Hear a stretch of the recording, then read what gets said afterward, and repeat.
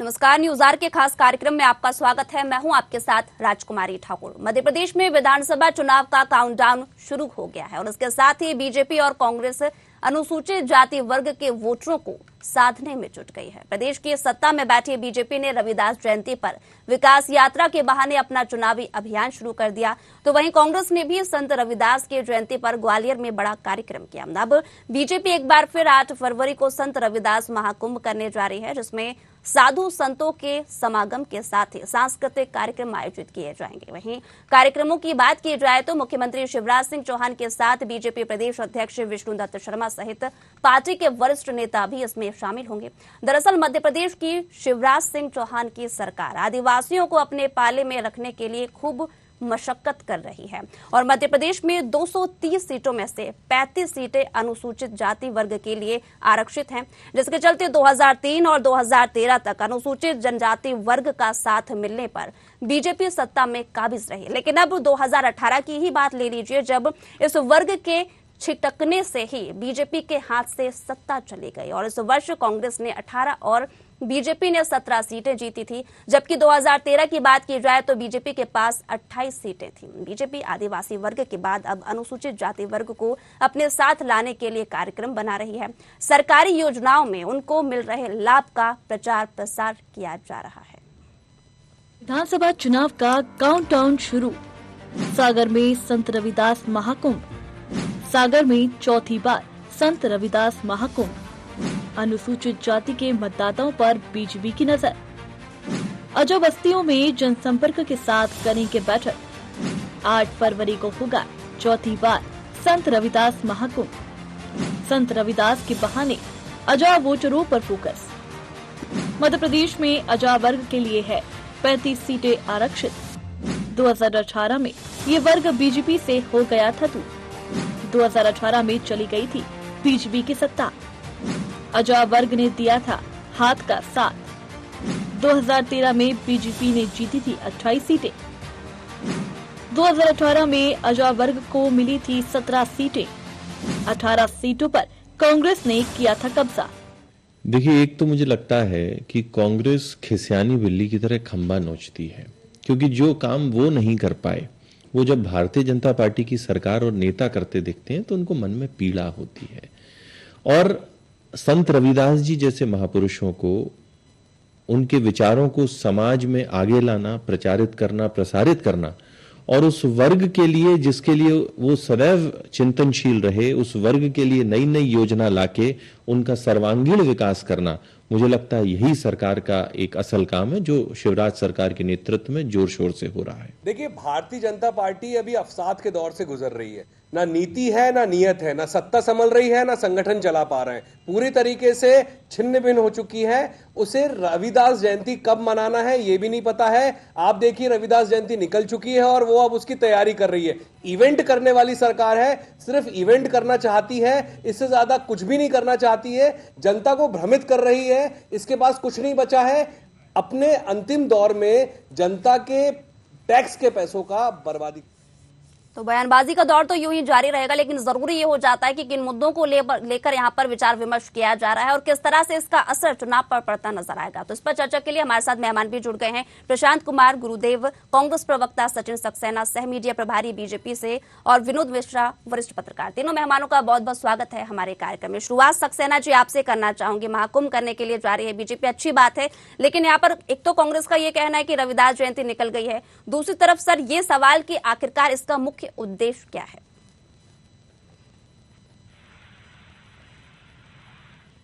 विलाप करने के अलावा आपको कोई कार्य बचा नहीं। जिस प्रकार से कांग्रेस आप और हम देख रहे हैं, ये प्रश्न लगा कि रविदास जयंती निकल गई, तो रविदास जयंती निकल गई है। रविदास जयंती जो मनाई भारतीय जनता पार्टी ने मनाई, कांग्रेस ने रविदास जयंती मनाई क्या? तो बता दें कि उन्होंने रविदास जयंती मनाई है। रही बात रविदास कुंभ की, तो रविदास जयंती निकल गई है, लेकिन 8 तारीख को जो रविदास कुंभ है, या हर वर्ष भारतीय जनता पार्टी कहीं ना कहीं विभिन्न कार्यक्रमों के माध्यम से रविदास जी के जो अनुयायी हैं उनके बीच कार्य करती है, उनको एकत्रित करती है।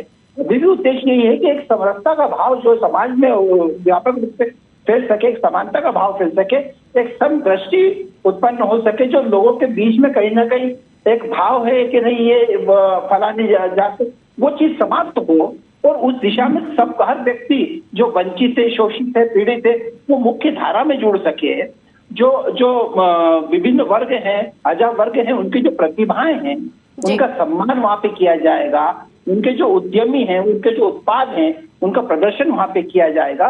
तो निश्चित रूप से वर्ग को, ऐसे वर्ग को जिसको कहीं ना कहीं मुख्य धारा में जोड़ने की आवश्यकता है, अगर भारतीय जनता पार्टी उसके लिए कार्य करती है तो मेरे समझ से कि कांग्रेस को तकलीफ क्यों होती। कांग्रेस एक बार बोल दे कि जो जिस प्रकार से रविदास महाकुंभ भारतीय जनता पार्टी की सरकार द्वारा किया जा रहा है वो नहीं करना चाहिए, वो गलत है, बोलते कांग्रेस इस बात को लेके। चलिए ठीक है, प्रतिक्रिया ले लेते हैं इस पर। ठीक है सक्सेना जी, ठीक है सर। प्रशांत जी, इतना बड़ा झूठ ये लोग बोल रहे हैं सीधे सीधे कैमरे आपके चैनल के माध्यम से, जिस प्रकार से इन्होंने पाखंड किया है, नाटक नोटंकी की है। जीती हुई जनता की चुनी हुई सरकार को इन्होंने पैसे के दम पे खरीदा। जनता ने जनादेश कांग्रेस पार्टी को दिया था, 2018 में हुकूमत बनाई थी कांग्रेस की, उसको इन्हें खरीद लिया पीछे के दरवाजे से। ये आज जयंती मना रहे हैं, जयंती का दिन होता है, पुण्यतिथि का दिन होता है, हर चीज में इवेंट करते हैं लोग। ये बिल्कुल देश को गुमराह करने वाली भारतीय जनता पार्टी है। इनने देश को तोड़ने का काम किया, बंटवारे का काम किया और देश में नफरत का माहौल फैला के रखा हुआ है। ये किसी धर्म को जोड़ना नहीं चाहते, धर्म को तोड़ना चाहते और इनके कारण पूरी तरह आज मध्य प्रदेश की हालत बहुत खराब है, कानून व्यवस्था ध्वस्त है, जिसकी इनको किसी हालत में शासन करने का अधिकार नहीं है। यहाँ राष्ट्रपति शासन लगाकर फिर से चुनाव जल्दी कराया जाए, ये मेरी मांग है। ठीक है मिश्रा जी, क्या कहेंगे इस महाकुंभ के बारे में? आऊंगी सचिन जी आपके पास। ठीक है जी। देखिए, भारतीय संस्कृति में सबसे पहले तो ये देखा जाए कि महाकुंभ जैसे शब्द कब और किस लिए इस्तेमाल किए जाते हैं। किसी खास विशेष जाति वर्ग के सम्मेलन या महासम्मेलन आप कह सकते हैं। महाकुंभ तो हम अपनी सांस्कृतिक और धार्मिक विरासत की दृष्टि से जब देखते हैं तो उसमें सभी समाज के लोगों का समागम होता है, तो हम उसे महाकुंभ कहते हैं। इसे तो मेरी पत्रकारिता की नजर से यदि देखा जाए तो ये केवल अनुसूचित जाति का महासम्मेलन कहिए आप तो ज्यादा अच्छा होगा। रही भारतीय जनता पार्टी की बात जी, तो भारतीय जनता पार्टी अपने चुनाव के लिए उसे जो शब्द का नाम दे वो उसका अधिकार है, लेकिन इसे महासम्मेलन कहा जाए तो ज्यादा। ठीक है सर। सक्सेना जी क्या कहेंगे? मतलब मुख्य रूप से ये कहा जा रहा है कि अनुसूचित जनजाति को साधने की कोशिश बीजेपी कर रही है और यही इसका उद्देश्य है। देखिए राजकुमारी जी, भारतीय जनता पार्टी कभी भी जातिगत राजनीति में विश्वास नहीं करती और न करती। अभी मेरे मित्र प्रशांत कुमार जी ने एक बात कही है कि जिस प्रकार से वो निकल गई है रविदास जयंती और आप बना रहे, आपको स्पष्ट रूप से रविदास जयंती नहीं बना रहे हैं, ये रविदास जयंती के उपलक्ष्य में महाकुंभ बना रहे हैं। आप उसको बहुत अंतर समझ लें। हालांकि कांग्रेस की कंफ्यूजन की परंपरा है तो वो भी उससे शिकार हो गए हैं कहीं ना कहीं, लेकिन मेरा बहुत स्पष्ट है कि रविदास जयंती और रविदास महाकुंभ जो है ये दोनों अलग अलग चीजें हैं, दोनों को अलग करके देखना चाहिए। वो खैर उनकी सोच है, लेकिन यहाँ उद्देश्य ये है कि जो सरकार की, केंद्र सरकार की और प्रदेश सरकार की जो हितग्राही योजना है जिसका लाभ अजा वर्ग को मिलना चाहिए, उन योजनाओं की जानकारी उन तक सही तरीके से पहुंच सके। जो जिन योजनाओं के तहत उनको उनके वहां पे शिविर भी लगेंगे, अगर कोई योजना के लाभार्थी वहां पे हैं और उनको किसी योजना का लाभ मिल सकता है तो निश्चित रूप से उनको वहाँ उस योजना का लाभ भी दिया जाएगा। यानी कि विकास यात्रा की झलक भी देखने को मिलेगी इस महाकुंभ में। निश्चित, बिल्कुल बिल्कुल बिल्कुल बिल्कुल उसमें देखने को मिलेगी। अब माननीय विनोद जी ने जो बात कही है जिस प्रकार से कि उसको चुनाव की दृष्टि से, तो भारतीय जनता पार्टी चुनाव की दृष्टि से कभी कोई कार्य नहीं करती है। इसके पूर्व भी विभिन्न कार्य रविदास जयंती के दौरान किए गए। हमने संभवतः भोज का भी कार्यक्रम पे विगत वर्ष हम लोगों ने किया था, तो ये कोई नई बात नहीं भारतीय जनता पार्टी की। लेकिन मैं आपको बहुत स्पष्ट करना चाहता हूँ कि भारतीय जनता पार्टी की सरकार ही है जो महापुरुषों की जयंती मनाने का कार्य करती है। कांग्रेस किसी महापुरुष की जयंती मनाने का काम नहीं करती है। लेकिन सक्सेना जी, मिश्रा जी भी तो यही कहते नजर आ रहे हैं कि महाकुंभ जो नाम दिया है वो तो सभी वर्गों के लिए होता है, लेकिन इसमें सिर्फ जनजातीय वर्ग, अनुसूचित वर्ग जो है उनको ध्यान में रखकर इसका आयोजन किया जा रहा है। ऐसा नहीं राजकुमार जी, मिश्रा जी का अपना दृष्टिकोण हो सकता है इस विषय को लेकर। मेरा ऐसा मानना है महाकुंभ मतलब जहाँ पे ज्यादा अधिक लोग समाहित होते हैं, एक बड़ा सम्मेलन होता है जहाँ पे विभिन्न एक धर्म की जो अपन कुंभ की बात कर रहे हो, सिंहस्थ कुंभ की बात कर रहे हैं, जहाँ पे अधिक से अधिक लोग वहाँ पे आते हैं, जहाँ भी एक बड़े लोगों का बड़ा सम्मेलन जहाँ पे होता है, व्यापक रूप में होता है, उसको महाकुंभ बोला जा सकता है। ठीक है प्रशांत जी। भारतीय जनता पार्टी मध्य प्रदेश में जिस प्रकार से माहौल खराब करने का माहौल कर रही है, इनको तत्काल इस सरकार को मैं तो मांग करता हूं राष्ट्रपति शासन लगाकर यहाँ पे सरकार को भंग कर देना चाहिए। हंसने की बात नहीं सचिन जी, आपको बड़ी हंसी आ रही है। ये जब अरे आप हर चीज को इवेंट में क्यों लाते हैं? हर चीज को इवेंट में धर्म को क्यों बांट रहे हैं? रविदास जी पूरे देश के सबके भगवान है, हम उनके आदर्श का सम्मान करते हैं, हमारे पूजनीय है वो, लेकिन आप लोग इवेंट करते हैं हर कार्यक्रम में और बहस करने के उतावले हो जाते हैं। ये तो इस चैनल को मैं धन्यवाद दूंगा कि इन चैनल ने इस मुद्दे को उठाकर आप जैसे नकली लोगों को देश के सामने साबित कर दिया है। आप महानकली हो, झूठ बोलते हो। मध्य प्रदेश की सरकार, कांग्रेस की सरकार जो बनी थी, कमलनाथ जी के नेतृत्व में बनी थी, आप लोगों ने पैसे से खरीद लिया, उस सरकार को पीछे गिरा दिया, जनता का अपमान किया, जनता का जनादेश का अपमान करने वाले लोगों। आपको 2023 में आपका सुपड़ा साफ हो जाएगा। आपको 4 विधायक जीत के आ जाए, बहुत बड़ी बात है। नोट कर लीजिए आज चैनल के माध्यम से। आपकी मध्य प्रदेश में बुरी हालत है। अभी नगरीय निकाय चुनाव हुए, वहाँ पे आप हार गए, आप प्रीतमपुर में हारे। आप क्या बोल रहे हैं? पीछे के दरवाजे से आप विधायक खरीदते हो। अभी मुख्यमंत्री का क्या हुआ? अधिकार नहीं है। कुंभ का मसला नहीं जानते आप लोग। कुंभ में सारे धर्म को एक किया जाता है, उसको कहते हैं कुंभ। इस प्रकार से उज्जैन में, प्रयागराज में कुंभ लगता है। आप लोग महाझूठ बोलते हो, बहस कर रहे हो आप लोग। शर्म आना चाहिए आपको। मध्य प्रदेश के अंदर जो माहौल आपने दिया है, लूट रहा हो। अभी हुजूर विधानसभा भोपाल के अंदर किस प्रकार से गायों की हत्या हुई है, गाय को लोग मर गए। इनसे पूछिए, पूरे पेपरों में, अखबारों में, मीडिया चैनल ने आपको इस मुद्दे को कांग्रेस सरकार इतने समय तक रही है, अजावर के लिए किसी भी काम बता दें, क्या किया बता जिस प्रकार से मध्य प्रदेश में सरकार चली, इन्होंने अम्बेडकर जी को बर्बाद करने का कार्य किया, अम्बेडकर जी को अपमानित करने का इनका कार्य किया है। इनके मंडोपराध व्यक्तित्व के बाद भारतीय जनता पार्टी समर्थित सरकार ने उनको ठीक है, दोनों को रोकना चाहूंगी। मेरा सवाल अब मिश्रा जी से है। मिश्रा जी, जब भी बीजेपी के किसी भी कार्यक्रम को लेकर या फिर आयोजन को लेकर कांग्रेस के किसी भी नेता से सवाल किया जाता है तो इवेंट शब्द कॉमन हो चुका है कि इवेंट के नाम पर कहीं ना कहीं जनता को गुमराह करने की कोशिश की जा रही है। और दूसरा सवाल ये भी उठता है कि ये भी कहना नजर आता है कांग्रेसी नेताओं का कि अगर जितना पैसा इवेंट में खर्च होता है उतना विकास कार्यों में होता तो जनता ज्यादा खुश होती। क्या कहेंगे इस पर मिश्रा जी? देखिए, इसमें तो कोई दो राय नहीं कि जितना इवेंट में खर्च होता है उतना यदि सीधे जनता में खर्च हो तो जनता को सीधे विकास कार्य मिलेंगे तो विकास सही होगा। लेकिन अब रही प्रदेश की भौगोलिक रचना संख्या के अनुसार किसी भी प्रोजेक्ट को, किसी भी योजना को जनता तक पहुंचाने के लिए सुव्यवस्थित तरह से कार्यक्रम जो किया जाएगा जी, उसे चाहे आप इवेंट कहिए चाहे जो कहिए, तो एक सुव्यवस्थित कार्यक्रम है और वो करना चाहिए, क्योंकि जनता तक पहुंचने के जो माध्यम है अब एक तरीका है और वो एक विशाल कार्यक्रम हो, लोग उसमें शामिल हो।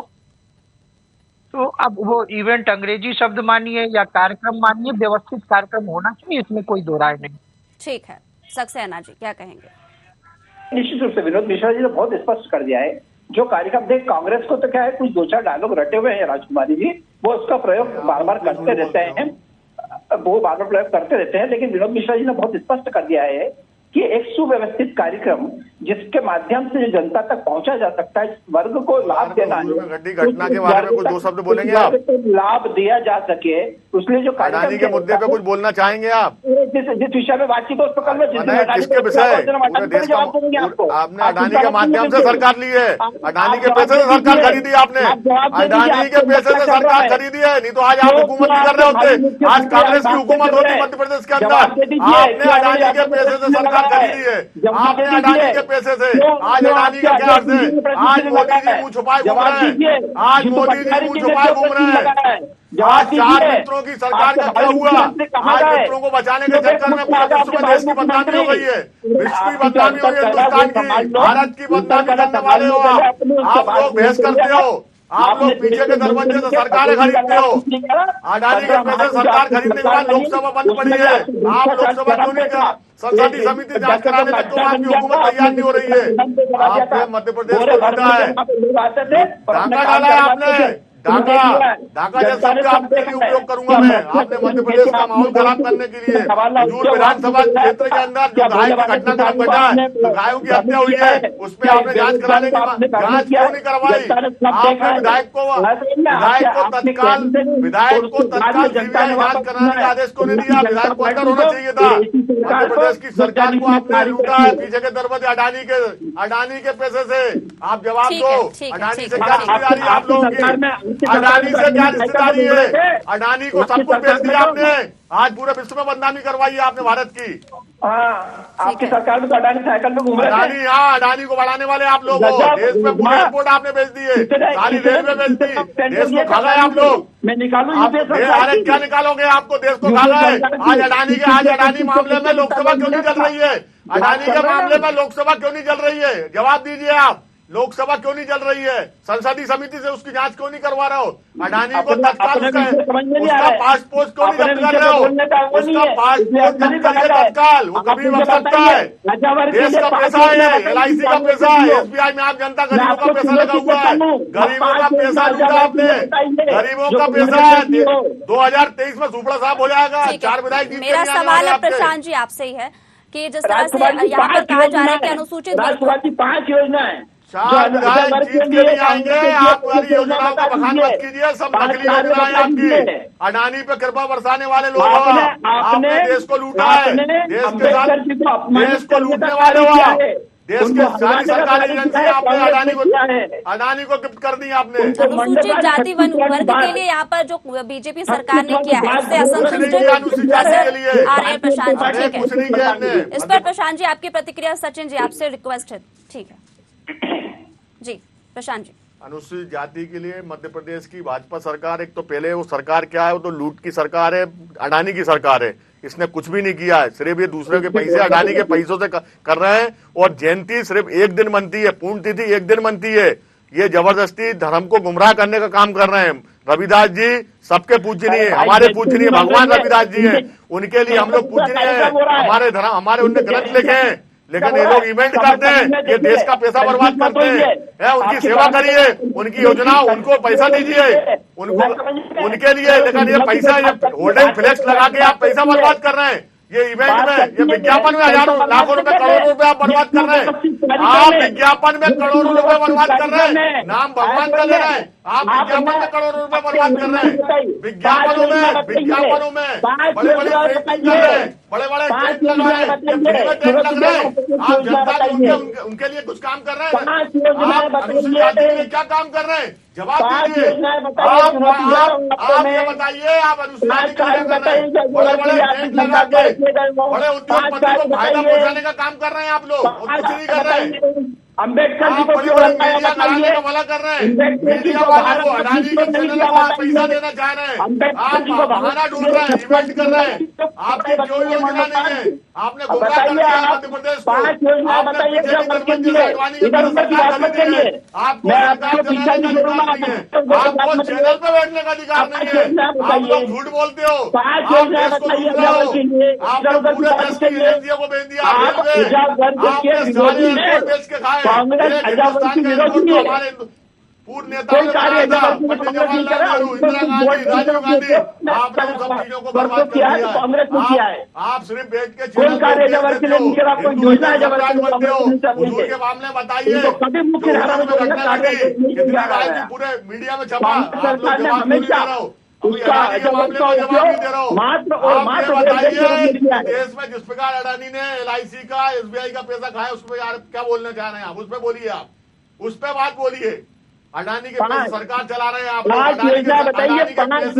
अडानी के पैसे से आप सरकार बताइए, उसी पैसे, सरकारी पैसे को आप अडानी को देना चाह रहे हैं, अडानी को देना चाह रहे हैं, अडानी को। चलिए अडानी वाले मामले पर भी एक अलग से डिबेट कर लेंगे। ठीक है, अडानी वाले मामले पर भी एक अलग से डिबेट कर लेंगे। लेकिन सवाल ये है, एक सवाल यहाँ पर पूछा है प्रशांत जी ने कि अनुसूचित जनजाति वर्ग के लिए आखिरकार बीजेपी ने क्या किया है, इसका जवाब दीजिए। नहीं, ये मैंने पूछा है उनसे, उनने मुझसे नहीं पूछा। मैंने पूछा कि 5 योजना बताइए जो कांग्रेस खरीदी है। आप कैसे बात करेंगे? अडानी को, आप अडानी के चैनल को, अडानी के चैनल को फायदा देने के लिए भगवान रविदास का नाम ले रहे हैं। आपको शर्म आना चाहिए, आपको शर्म आना चाहिए। आप अडानी के चैनलों को विज्ञापन देने के लिए आप ये कार्यक्रम इवेंट कर रहे हैं। आप अडानी के चैनलों को पहुंचाने के लिए सब कर रहे हैं। आप अडानी को इवेंट कर रहे हैं। आप अनुसूचित जाति के लिए क्या कर रहे हैं? आपने कोई कुछ नहीं है आपके लिए, आप अनुसूचित जाति के लिए कुछ नहीं कर रहे हैं। सक्सेना जी जवाब दीजिए। देखिए राजकुमारी जी, अजय वर्ग की अगर मैं बात करता हूँ तो आज मेडिकल की पढ़ाई निःशुल्क, बिल्कुल झूठ बोल रही है। ये झूठ बोलने के अलावा कुछ नहीं कर रहे हैं आप लोग। पूरा पैसा मध्य प्रदेश सरकार का अडानी को देना चाह रहे हो। अडानी के चैनल इवेंट कार्यक्रम कर रहे हो, इसी बहाने पैसा आप लुटा रहे हो। जिसमें आपने सरकार के पैसे से खरीदी थी, अब उस पैसे को आप लौटाना चाह रहे हो। आप चलिए, मेरा सवाल अब मिश्रा जी से। मिश्रा जी, अनुसूचित जनजाति वर्ग के लिए ठीक है। आप अडानी को इवेंट के बहाने से आप पैसा बांटना चाह रहे हो। इनका बहाने से इवेंट कोई कार्यक्रम नहीं, कोई सोच नहीं, कोई विचार नहीं आप लोगों का। मिश्रा जी, आपको भी लगता है कि अनुसूचित जनजाति के लिए बीजेपी ने कुछ नहीं किया है? मिश्रा जी, आपसे सवाल है। नहीं, भारतीय पार्टी ने क्या किया मुझे बता। सक्सेना जी आएंगे आपके पास। जी ठीक है। मिश्रा जी, अनुसूचित जनजाति वर्ग के लिए बीजेपी ने वाकई में, क्या आपको भी ऐसा लगता है कुछ नहीं किया है?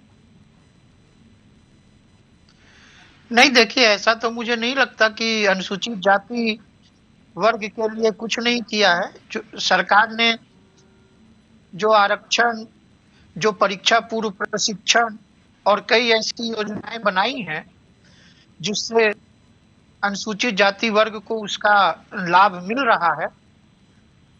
लेकिन यदि राजनीतिक पटल में यदि देखा जाए तो एक चीज ये अवश्य सामने आती है कि प्रश्न पूछने का अधिकार आम जनता जी और ऐसे राजनीतिक दलों को होता है जो सरकार पे ना बैठे हों।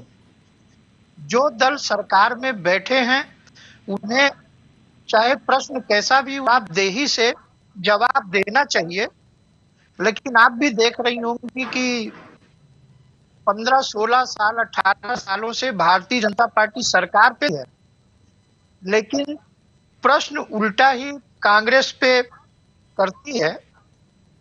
जैसा मानो ऐसा लगता है कि पक्ष और विपक्ष दोनों की भूमिका भारतीय जनता पार्टी ही कर रही है। सक्सेना जी, तो यदि कोई प्रश्न आता है तो उसका जवाब देना चाहिए। आपका जवाब, क्योंकि यदि कार्य किए हैं तो जवाब दीजिए। आप सवाल कर रहे हैं सर। अच्छा है, इतना किया है, लेकिन कार्य तो किया है तो जवाब देना चाहिए। ठीक है सर। ये मैं विनोद मिश्रा जी की बात का जवाब देना चाहता हूँ। मैं जो कांग्रेस ने 60 साल तक इस देश पे राज किया है, बनाया है, देश को बनाया है कांग्रेस ने। आपने इस देश को बनाया, देश को नफरत का माहौल पैदा किया आपने। आप जल के बात करते हैं, नफरत का माहौल आपने पैदा किया। हमारे नेता मोहब्बत की दुकान खोलने निकले, पूरे देश में माहौल अच्छा कर दिया है। आप लोगों ने पूरा माहौल खराब करके रखा हुआ है। सिर्फ अडानी पे मेहरबानी है। जवाब सुन लेते हैं, जवाब सुनने थोड़ी बैठा हूँ मैं यहाँ पर। नहीं तो झूठ सवाल नहीं सुनूंगा मैं झूठ सवाल नहीं सुनने बैठा हूँ यहाँ पर। वो आप तय नहीं करेंगे ना। क्यों मैं यहाँ बैठा हूँ तो मैं क्यों नहीं तय करूंगा? क्यों नहीं तय करूंगा? मैं कांग्रेस पार्टी का प्रवक्ता हूँ। मैं झूठ थोड़ी सुनने बैठा हूँ आपका। कांग्रेस पार्टी का प्रवक्ता है। आप आपका झूठ सुनने नहीं बैठा हूँ। आप अडानी के मालिक हैं। आप अडानी से चलिए, आपको क्या करनी है? अडानी के माध्यम से जो पैसा आप लोगों ने सरकार ली है ना, खरीदी है, अब उसको सरकारी पैसे से इवेंट के माध्यम से, अडानी के चैनल के माध्यम से उस पैसे को आप अडानी को वापस लौटाना चाहते हैं। अभी देश की क्या हालत है? अडानी के बारे में 2 शब्द बोल दीजिए। लोकसभा बंद पड़ी हुई है, जीपीसी संसदीय, क्या ज्ञान बांट रहे हो आप लोग? राजकुमारी जी, इनको अरे आप लोग अहंकार में मस्त हैं। बहुत घमंड है आप लोगों को, क्योंकि आपको मालूम है आपका बाप कैसा है। इसी अहंकार की आवाज में आप बात कर रहे हैं। किसी का सम्मान करना आपको आता ही नहीं है। आप जानते हैं हम पैसे से सब कुछ खरीद सकते हैं, दौलत है, अडानी हमारे पास है। लेकिन आज अडानी का क्या हाल है? आज देश का पूरा पैसा चला गया है SBI में, LIC में। जवाब दीजिए। विपक्ष से सरकार में बैठ के आप विपक्ष से बात करते हैं। आप लोग को शर्म आना चाहिए। कुछ नहीं कर रहे हैं, ये कुछ नहीं कर रहे हैं। रविदास जी के नाम पर इवेंट कर रहे हैं, और उस इवेंट के माध्यम से बड़े बड़े व्यापारियों को आप पैसा कमाना चाह रहे हैं। गवर्नमेंट का पैसा, गरीबों का पैसा जो देश में लगा हुआ है, प्रदेश में लगा हुआ है। उसको पैसे को आप बर्बाद करना चाहते हैं। आप क्या कर रहे हैं? आप बड़े बड़े होर्डिंग क्यों लगा रहे हैं? बड़े बड़े फ्लेक्स क्यों लगवा रहे हैं? आप बड़े बड़े टेंट क्यों लगवा रहे हैं? किसको पेमेंट कर रहे हैं? रविदास जी का घर घर जाके कार्यक्रम हो सकता है, घर घर जाइए, घर घर सेवा करने की चाहते, दलितों की, दलित समाज की सेवा नहीं करना चाहते, आप उनको क्या कर रहे हैं? आज तक आपने नगर निगम में कर्मचारियों को परमानेंट नहीं किया है। आज भी 25 दिवसीय कर्मचारी है वो, उनको आपने परमानेंट नियुक्ति दी है। आपने उनके लिए क्या किया? कुछ नहीं किया। सिर्फ आप उनके नाम पे झूठ बोलते हो। आप झूठ बोल के देश में शासन कर रहा प्रदेश में। अडानी के बारे में 2 शब्द बोलिए। अडानी ने जिस प्रकार से देश की जनता का पैसा खा गए, आज पूरे देश में विश्व में नाम, पूरे विश्व में हमारे हिंदुस्तान का नाम, हमारे विश्व में हमारे हिंदुस्तान की छवि खराब हो रही है। उसके बारे में बोलिए ना, क्यों नहीं बोल रहे हैं? ठीक है, मेरी आखिरी प्रतिक्रिया मिश्रा जी से, मेरी आखिरी प्रतिक्रिया मिश्रा जी से, दोनों को रोकना चाहूंगी। चुनाव की अगर बात ले लेते हैं मिश्रा जी, तो क्या लगता है मुख्य मुद्दे क्या कुछ निकल कर आने वाले हैं? चुनाव के मुद्दे को देखा जाए तो मुख्य मुद्दा तो प्रदेश में जी वही आएगी, महंगाई आएगी, बेरोजगारी आएगी, और जिस तरह से आरक्षित सीटों के लिए राजनीतिक दलों का घमासान मचा है जी, उसके कुछ ऐसे मुद्दे अवश्य आएंगे इस बार। जैसा आपने देखा होगा कि रामचरितमानस पर विवाद आ गया, आदरणीय भागवत जी ने जाति और पंडित वाले विवाद को ले आया। तो इस तरह कोई भी विवाद या चर्चा आएगी, उसका मुख्य उद्देश्य जनता के वोटों का ध्रुवीकरण ही रहेगा, और मुख्य उद्देश्य सत्ता प्राप्ति के लिए अधिक से अधिक विधायक लाना है। मैं इस अवसर पर यह अवश्य कहूंगा कि महापुरुष कोई भी हो, वो संपूर्ण समाज के लिए होते हैं, और उनके जो भी आयोजन हो उसमें जब सम्मेलन करें, महाकुंभ करें, उसमें सभी वर्ग को शामिल करें, तब तो उन संत के जीवन का जो संदेश है वो सार्थक होगा। अन्यथा वो केवल एक राजनीतिक मोहरे के रूप में प्रयोग करेंगे तो उससे प्रदेश की जनता और राष्ट्र की जनता को नुकसान ही होगा, हमारी संस्कृति को नुकसान होगा। जी बिल्कुल। और इसी के साथ तीनों मेहमानों का बहुत बहुत शुक्रिया हमारे कार्यक्रम के साथ जुड़ने के लिए। तो बता दें कि विधानसभा चुनाव में 10 महीने से भी कम का समय बचा है, ऐसे में तमाम पार्टियां चुनावी मोड में नजर आ रही हैं। और इस बीच यहाँ पर मुद्दों की बात की जाए तो मुद्दों को लेकर भी प्रमुखता से उठाया जा रहा है, लेकिन सवाल ये उठता है कि जनता आखिरकार किस नजरिए से उस पार्टी को देखती है, उन नेताओं को देखती है जो वाकई में विकास के वादे तो करते हैं पर क्षेत्र में विकास संभव नहीं हो जाता। लेकिन ये तो आने वाला समय ही बताएगा। लेकिन फिलहाल मुझे दीजिए इजाजत, जुड़े रहिए न्यूज़ आवर के साथ। नमस्कार।